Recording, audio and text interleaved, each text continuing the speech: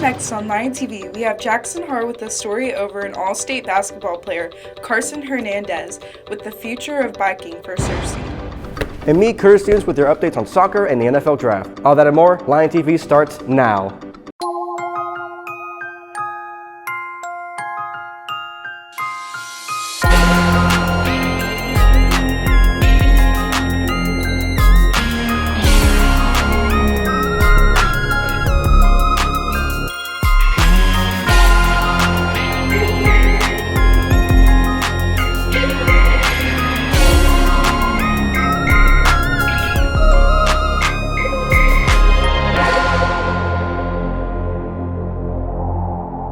Good morning, Cersei High. Welcome back to another episode of Lion TV. I'm Star Cox. And I'm Eric Crowley. I hope you're having a good day so far. Now let's jump into some student announcements before heading into this well-needed weekend.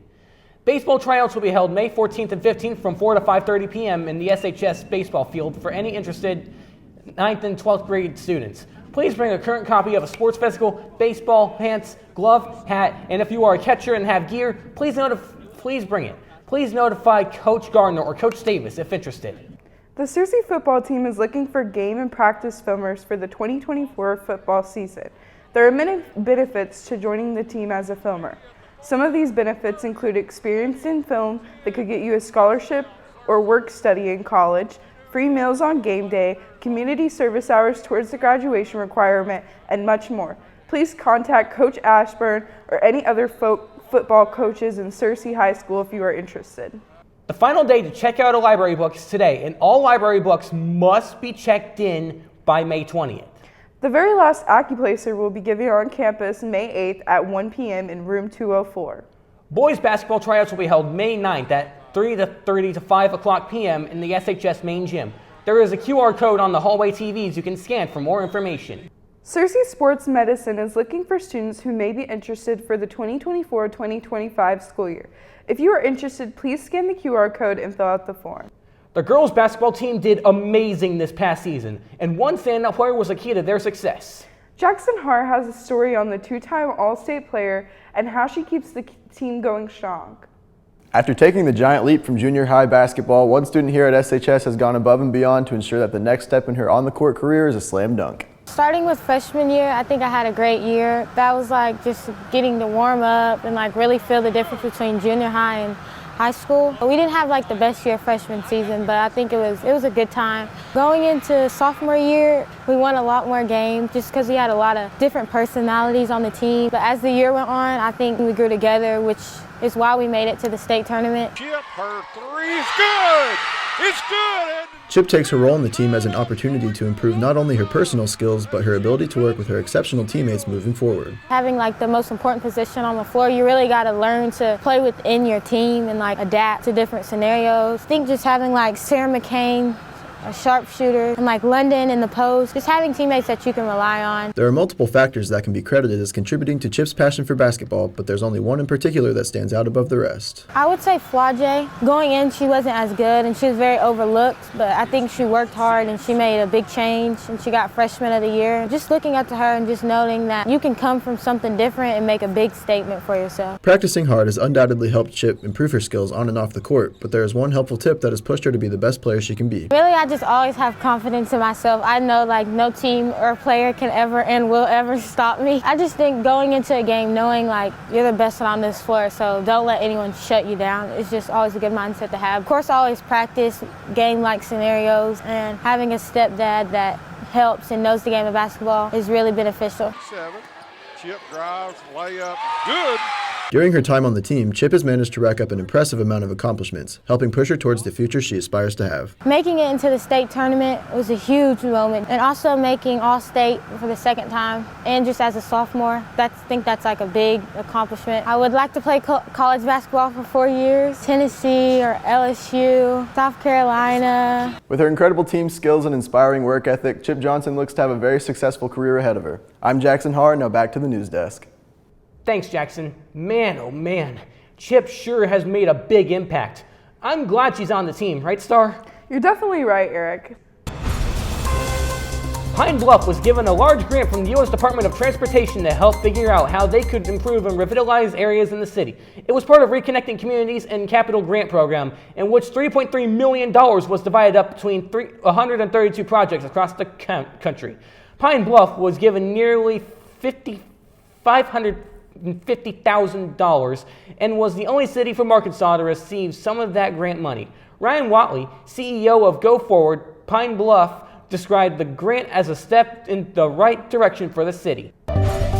Police removed barricades and began dismantling pro-Palestine demonstrators' forfeited encampment early Thursday at the University of California, Los Angeles, after hundreds of protesters defied orders to leave, some of them forming human chains as police fired flashbangs to break up the crowds.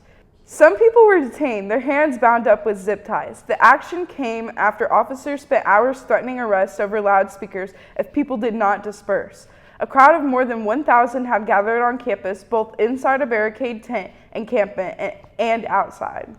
The United States led a last-ditch effort Monday to secure a ceasefire deal between Israel and Hamas that would head off an assault on Gaza's southernmost city of Rafah. U.S. officials do not believe Israel is ready to launch a full-scale ground incursion of Rafah, providing a crucial window to secure a deal for a truce and the release of hostages still held by Hamas.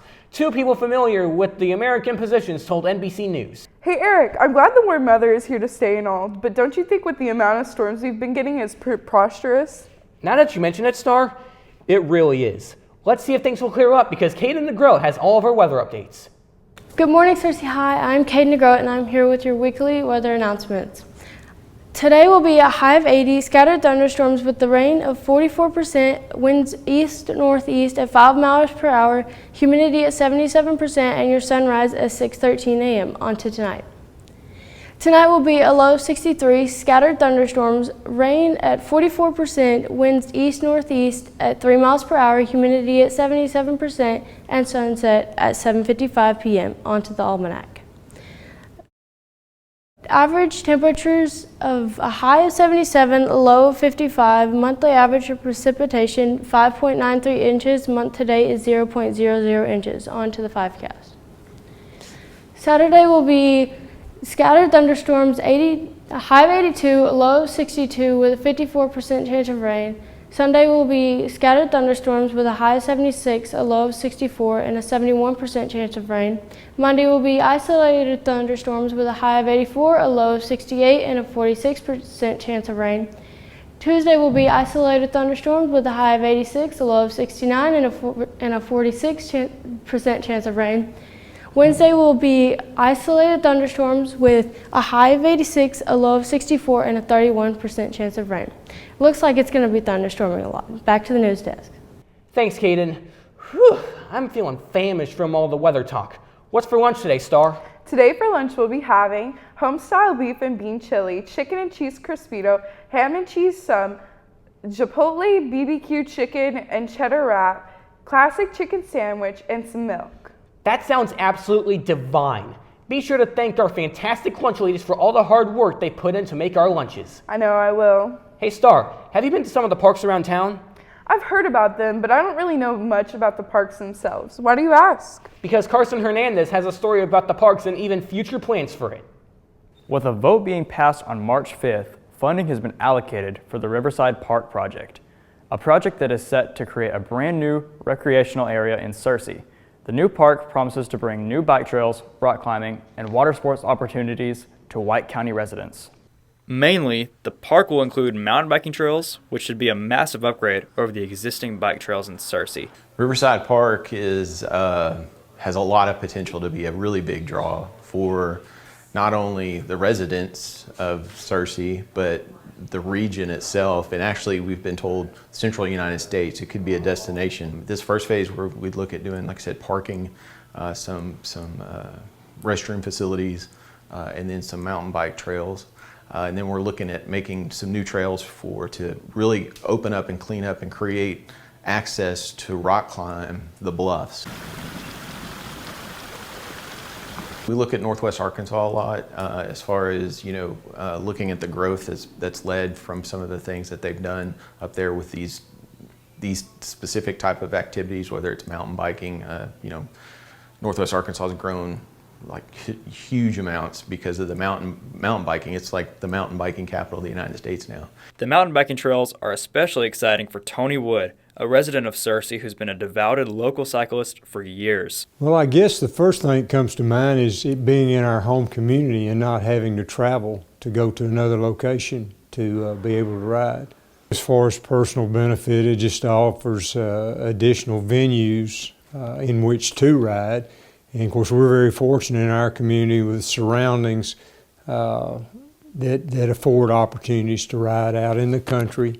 But it would be nice to have more formal, dedicated mountain bike trails, and safety is a big issue in regard to that. Mr. Wood firmly believes that a proper mountain biking destination in Searcy could yield great economic prosperity through tourism. Well, there are economic benefits if it truly was to such an extent that people from other locations chose to come into our community. I think the primary benefits for the community itself to afford opportunities for young people who perhaps have interest in starting to ride. We're excited to see how the park progresses and what benefits it could bring to our city. Now back to the news desk. Thanks, Carson. It's great to hear about different parts around town. It sure is. It's also great to hear what's been going on in the sports world recently. Well, lucky for you, Curtis Stevens has all we need to know.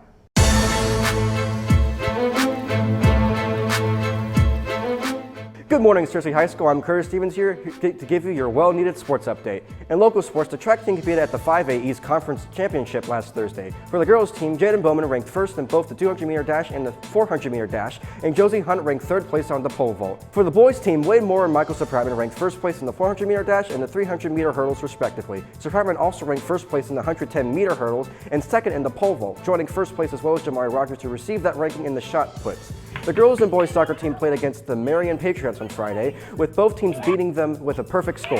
The girls winning 8-0 and the boys winning 7-0. Going on to national news, in the NFL draft, Ellis, Jenkins, McCaffrey joined Harrison and Alton following their fathers into the NFL. Ellis was selected by the Denver Broncos in the third round Friday night. His father, Luther Ellis, was once the NFL's highest paid defensive tackle while playing for Detroit for 9 seasons. He played one final season with Denver in 2004. In 2015, Luther served as a team captain for the Broncos in their last Super Bowl season. In the NBA playoffs, Golden State's Stephen Curry led the league in clutch scoring this season. And now he's got another trophy to add to his collection. Curry was announced Thursday night as the NBA's Clutch Player of the Year, adding the award to a resume that includes 2 MVPs, an All-Star Game MVP, an NBA Finals MVP, and a Western Conference Finals MVP, and 9 All-NBA selections.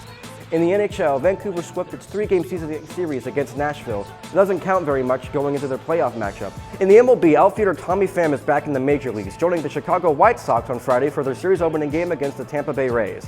Well, Sergey, that's all I have for you. Now let's send it back to our anchors at the news desk. Thanks for the sports updates, Curtis. Unfortunately, that's the end of our show, Searcy. Don't forget to subscribe to our YouTube channel at Searcy High Lion TV. And to follow us on X at Lion TV, Instagram at Searcy Lion TV, and on Facebook at Searcy High Lion TV. Signing off, I'm Eric Crowley. And I'm Star Cox. Have a great weekend, Searcy.